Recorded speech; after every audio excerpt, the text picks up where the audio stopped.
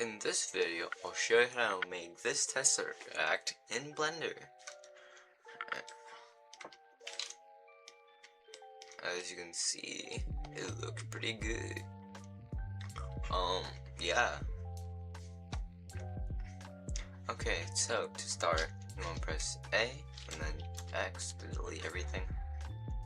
And then we want to add a mesh, icosphere, and let's just scale it by 0.5. Okay. Now we want to add a cube. And scale this. Actually, no, this is fine. Now we want to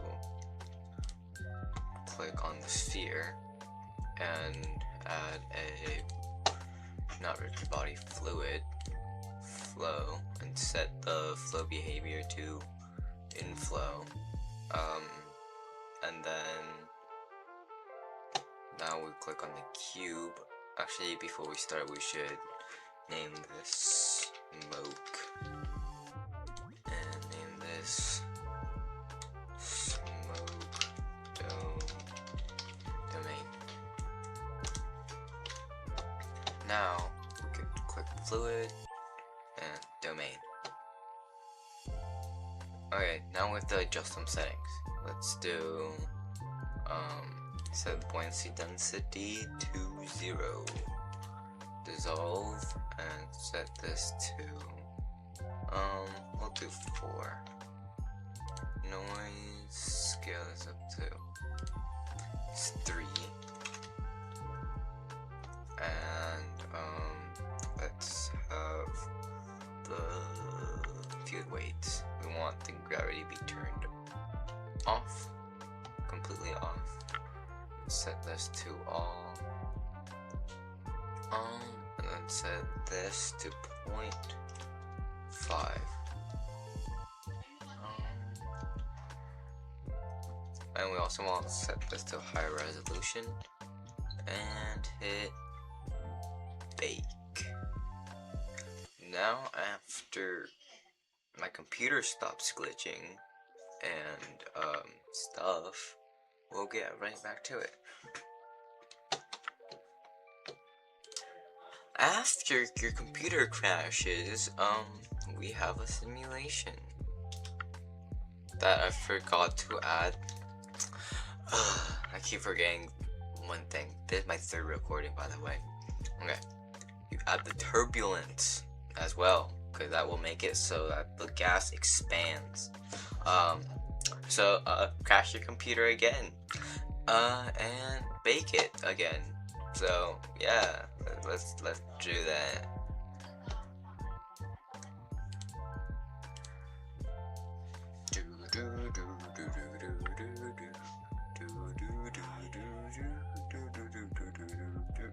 Okay, I'm gonna stop now.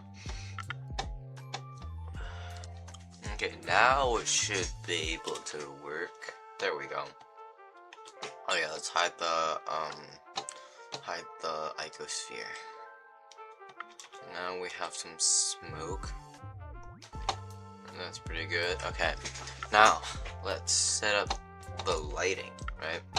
So first, add a light, area light. Grab it up there, snap it. Actually, don't snap it.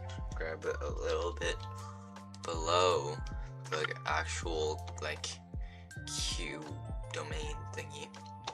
Scale it up about 2 times, like right there. Yeah, okay. Now you want to go to object properties, shading, light linking, new, click on the collection, but then disable everything except for the smoke domain.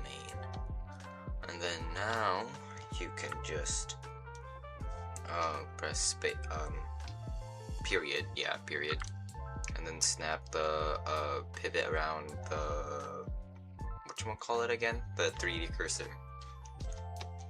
Now you could duplicate this, rotate 180 along the y-axis, and then grab grab the light again, and then just Shift D, rotate Z 90, not Z, X 90 degrees.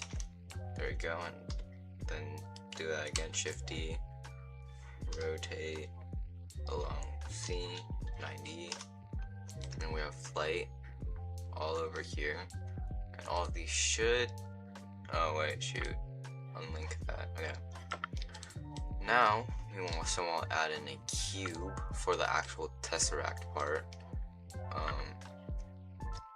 Now let's go to shading. Actually, wait, if we go to shading, let's head to cycles, and if you have a good enough GPU, go to GPU compute. Okay, so shading, rendered view. Let's call this material transparent. Yeah, and then you want the transmission to be all the way up, roughness basically all the way down, but not completely down. Okay, and then set the color to this bluish color right there.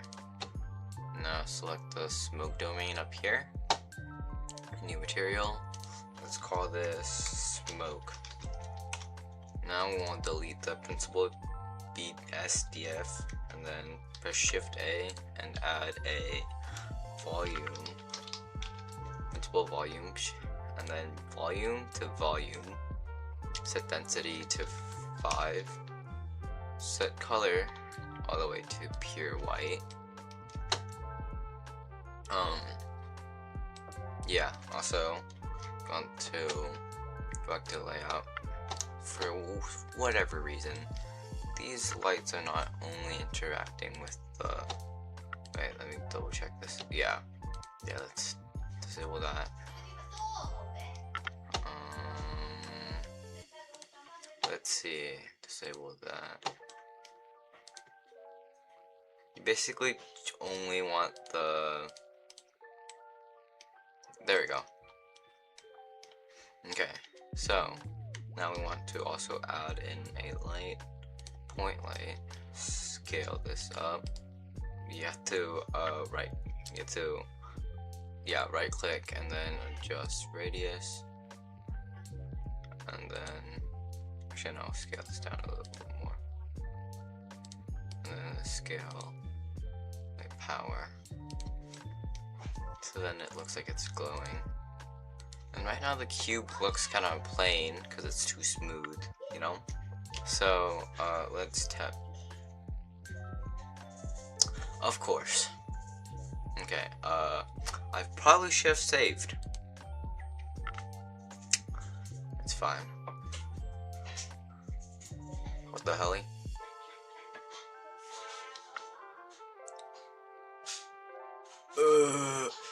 Okay. Okay, so let me just get back all the progress and I'll meet you back right up. Okay, now after that, I'm back. Let's add, make sure you have the cube selected. And then subdivision surface. And send that to simple and make that 10. Okay, there we go. And then add on the modifier, displace. Okay, good, didn't crash, but I'm gonna put it to, what's this mode called again? Viewport shading. Just in case. New. Please don't crash, please don't crash, please don't. Okay, good.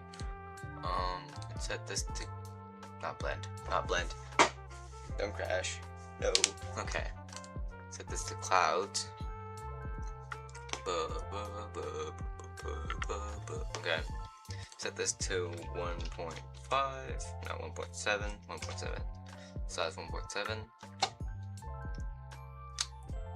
And set this to 30, no, 26.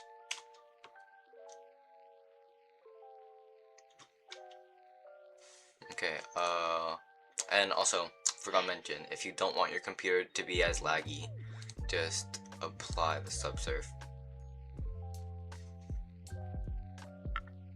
Okay. Set the strength to 0.05. There we go. And do shade auto smooth. This will make it so that when we're in rendered view, it won't be as whatchamacallit, like it has small displacements you could see here. And it's a little bit too sharp looking for me. Well, like not sharp, but like too clean, you know what I'm talking about? So I'm gonna actually go to shading, add a Voronoi texture, and then a color ramp, and we're gonna do factor and color to roughness, where we're going to actually, let's view this, and the dark spots will be where it's really rough, and then so let's make this a little more gray. There we go. And now there's spots that are a little more rough than others, although we want it to be still somewhat smooth. So here, and we don't want it to be perfectly smooth, so down a little bit. That's a bit foggy. Maybe just a little bit more up.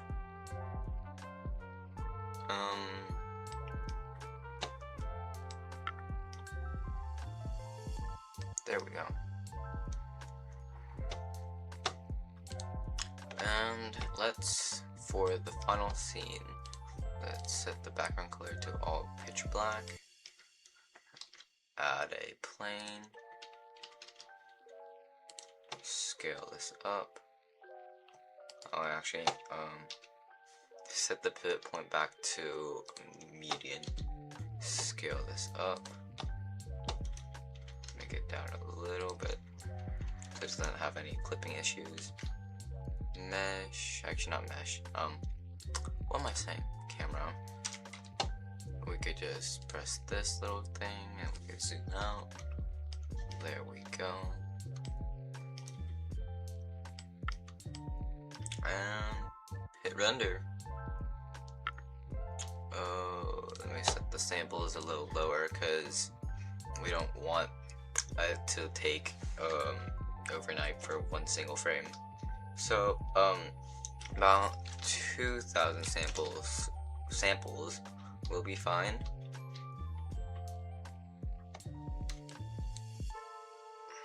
And just wait it out.